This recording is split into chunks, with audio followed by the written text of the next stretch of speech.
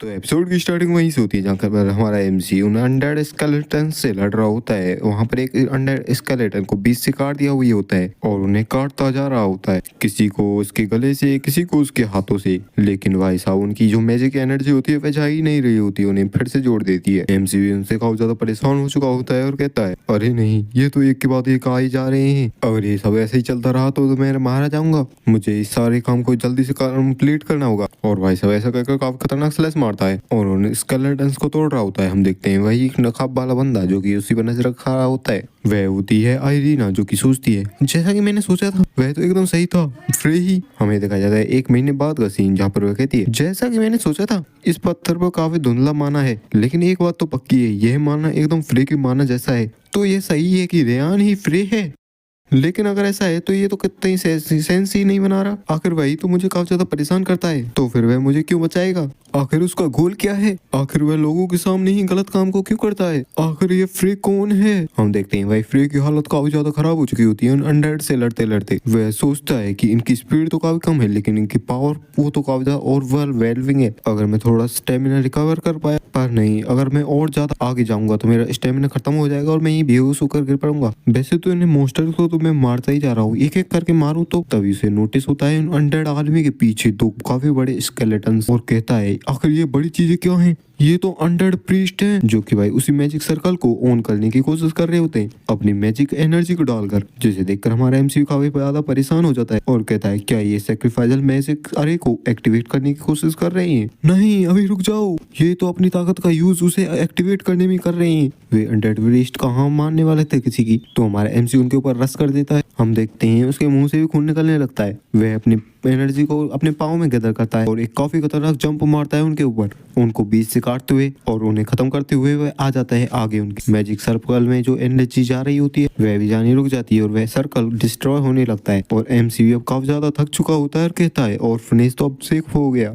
लेकिन ऐसा कहकर वहीं लेट जाता है, क्योंकि वह हो चुका होता है काफी थका हुआ, हरा और बेहोश। हम देखते हैं अनडेड्स को उसके पीछे, वो भी काफी खतरनाक लुक में वो तैयार होते हैं हमारे एमसी का काम तमाम करने के लिए। लेकिन तभी आयरिस पीछे से आती है और फायरबॉल मैजिक अटैक करती है सीधा उस अनडेड आर्मी पर। हम देखते हैं आयरिस आ जाती है हमारे एमसी के सामने, फिर वह करती है काफी खतरनाक सा फायरबॉल मैजिक अटैक, जिस अटैक में सारे अनडेड स्केलेटन जलने लगते हैं। वहां पर आयरिस फ्रे को उठाती है और कहती है, फ्रे मुझे पकड़े रहो, और कहती है, लगता है मुझे इसे कैरी करके ले जाना होगा, यह तो काफी ज्यादा भारी है। तभी हम देखते हैं अनडेड स्केलेटन्स को जो कि उसके फायर के बीच में से निकल कर आ रहे होते हैं। आयरिस भी काफी ज्यादा घबरा जाती है और कहती है, क्या ये मजाक चल रहा है? इन्हें तो कुछ भी फर्क नहीं पड़ा। तभी वह देखती है अपनी पॉकेट में जहाँ पर एक और स्क्रोल होता है मैजिक वाला, और सोचती है, क्या आखिर ये क्या है? अभी याद आता है जब वह पिछली बार स्क्रोल्स खरीद रही होती है, तभी एक बंदा कहता है, क्योंकि तुमने काफी सारे स्क्रोल्स बाय कर लिए हैं, तो ये लो एक मैजिक अटैक स्क्रोल सिर्फ तुम्हारे लिए। इस केस में तो मुझे यही यूज करना होगा। फिर वह जैसे उस स्क्रोल का यूज करती है, उनके नीचे आ जाता है काफी बड़ा मैजिक सर्कल, जिसे देखकर वह भी काफी ज्यादा हैरान हो जाती है और कहती है, क्या है रहा है? क्या ये कोई अटैक स्पेल नहीं था? तभी हम देखते हैं वो टेलीपोर्ट होकर आ जाते हैं काफी बड़े जंगल में।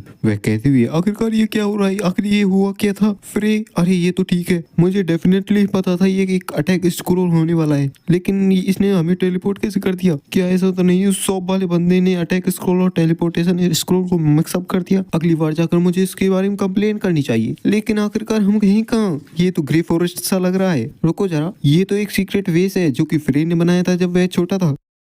इसका मतलब है कि हम फॉरेस्ट के काफी ज्यादा नजीक हैं और ये स्टारलाइट स्टेट के भी काफी ज्यादा नजीक है। यही वह बंदा है जो कि सारे रहस्यों से पर्दा उठाएगा। मेरे पास अब और कोई चॉइस नहीं है, मुझे इससे डायरेक्टली ही पूछना होगा। तभी एक निकालती है पोशन को। तभी हम देखते हैं नाइट का सीन जहाँ पर कैंप में होते हैं वे दोनों। वह रात बीतती है और आता है सवेरा, जहाँ पर हमारा एमसी खून खांसता है और उठ बैठता है। वह कहता है, आखिरकार मैं कहाँ हूँ? तभी उससे कोई कहता है, यंग मास्टर क्या आप ठीक हो? उसके सामने बैठी होती है उसकी बटलर। एमसी देखकर काफी ज्यादा हैरान हो जाता है, आखिरकार ये कहां से आई? लेकिन हम देखते हैं उसकी बटलर के रूप आयरिस बैठी होती है। एमसी कहता है, कानिया? कानिया कहती है, हाँ मुझे काफी अच्छा लगा आपको ऐसा अच्छा देखकर। तभी एमसी कहता है, तो ये आखिरकार तुम ही थी जिसने मुझे बचाया, थैंक यू कानिया। आयरिस भी मन में सोचती है, तो आखिरकार इसे पता नहीं चला। और वह कहती मुझे काफी बैड फीलिंग आ रही थी, इसलिए मैं तुम्हारे पास ही थी, जब तुम्हें तो खतरा लगा तो मैं तुम्हें बचाने आ गई। यह तो सिर्फ एक कोइंसिडेंस है। एमसी कहता है आखिरकार हमें है कहाँ, ये काफी ज्यादा फेमिलियर लग रही है। मैं सोचूं तो जब मैं एक बच्चा था तभी। कान्या कहती है यंग मास्टर क्या आप कुछ खाना पसंद करोगे, मैं आपके लिए काफी सारा सामान लेकर आई हूँ, पहले इसे ट्राई करो। एमसी उसे देखकर कहता है क्या। वह मन में सोचता है कान्या के लिए ये थोड़ा ज्यादा है। फिर वह शांत हो जाता है और इधर उधर देखने लगता है और कहता है हे कान्या। तभी कान्या कहती हाँ सर, देखो ये मेरी मेमोरीज को वापस ला रही है, ये तो काफी अच्छी थी ना, इसे तो हम अक्सर खाया करते थे। आखिर हम इसे क्या कहते थे, इसका काफी साधारण सा नाम था, क्या कहते थे जनाब पता नहीं। कान्या जो कि असल में आयरिस होती है कहती है इसे हम आइस ड्रैगन बेरी कहते थे यंग मास्टर। एमसी भी कहते हैं हाँ कुछ ऐसा ही कहते थे। वैसे यंग मास्टर क्या आप मुझे डिटेल में बता सकते हो यहाँ पर क्या हो रहा है। एमसी सोचता है और कहता है कि आखिर मुझे कहाँ से स्टार्ट करना चाहिए। फिर वह अपनी बातों को बताने लगता है और वह सुबह से शाम कर लेता है। आयरिस कहते हैं तो शॉर्ट में तुम एक हीरो के तौर पर वर्ल्ड को बचाना चाहते हो, लेकिन अनएक्सपेक्टेड चीजें होती रहती हैं एक के बाद एक। एमसी भी कहता है हाँ ये थोड़ी बहुत अजीब सी समरी है, लेकिन ठीक है। आयरिस भी सोच में पड़ जाती है और वहां से खड़ी होकर जाने लगती है। वह कहती है कि मैं थोड़ी देर के लिए बाहर जा रही हूँ। एमसी भी उसकी ऐसी हरकतों को देखकर शांत होता है। एमसी भी समझ जाता है कि ये आखिरकार कौन है और कहता है मैंने तुम्हें पहले ही कहा था तुम्हारे लिए एक्टिंग करना नामुमकिन है। तभी सीन शिफ्ट होता है, हमें दिखाया है आयरिस को जो कि एक रिवर के किनारे बैठी होती है और सोच रही होती है मेरे दिमाग में अभी भी काफी सारी चीजें चल रही हैं। तो उसने जो भी कहा था वह कहता है कि वह एक हीरो है, लेकिन पास्ट में तो उसने मुझे मारा था एक बार। आखिर इस दुनिया में क्या चल रहा है, मुझे क्या करना चाहिए। तभी हम दिखाया जाता है उसके पीछे से आ रहा होता है काफी खतरनाक सा अटैक। आयरिस भी उसे भांप लेती है और एक अटैक करके उसे डिस्पेल्ड कर देती है और कहती है आखिरकार कौन है वहां पर। तभी वहां पर कोई होता है जो कि कहता है जैसा कि मैंने सोचा ही था, मैंने तुम्हें ढूंढ लिया आयरीना। आयरिस नहीं आयरीना। फिर वही आयरीना अपने असली रूप में आते हुए कहती है कि मुझे पहले ही पता लगा लेना चाहिए था जब मैंने तुम्हें माना देखा था। फिर मुझे आंसर दो, आखिर तुमने मुझे क्यों बचाया था वहां पर फिर कहता है तुम्हें मुझे वहां पर नहीं बचाना चाहिए था, मैं पहले ही काफी लंबे समय से तैयार था नापसंद किए जाने के लिए, तो कुछ टाइम और इंतजार करो। जब सारी चीजें खत्म हो जाएंगी तो मैं पक्के तौर पर तुमसे माफी मांगूंगा, तुमसे प्रॉपरली तरीके। तब तक मैं तुम्हें प्रोटेक्ट करना चाहता हूँ।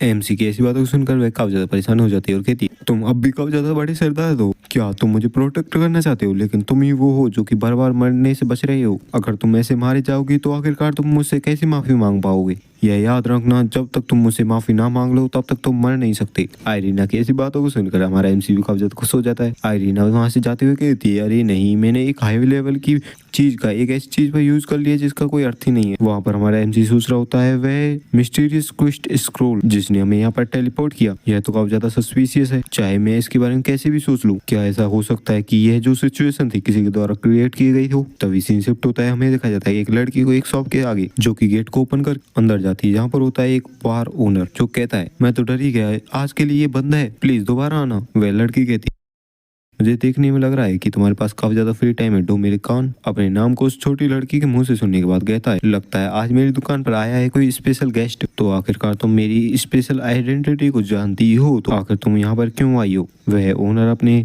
स्पेशल पावर्स को एक्टिवेट कर लेता है, क्या मुझे इसके बारे में तुम्हें आराम से काटते हुए पूछना चाहिए। और वह उस लड़की पर अटैक भी कर देता है, लेकिन वह लड़की एक चुटकी बजाती है और वहां पर डायमेंशन क्रैक होने लगता है और एक काफी पावरफुल अटैक बढ़ने लगता है उसके ऊपर, जो कि सीधा उसे हिट करता है और वह वहीं पर खून की उल्टियां करने लगता है। अरे नहीं, ये तो स्पेंटल मैजिक था, इसने तो सिर्फ एक उंगली से मुझे हरा दिया। अब ये मत कहना कि तुम हो डीमन लॉर्ड। और हमें देखा जाता है ये होती है डीमन लॉर्ड। इसके साथ चैप्टर एंड होता है। वीडियो को लाइक सब्सक्राइब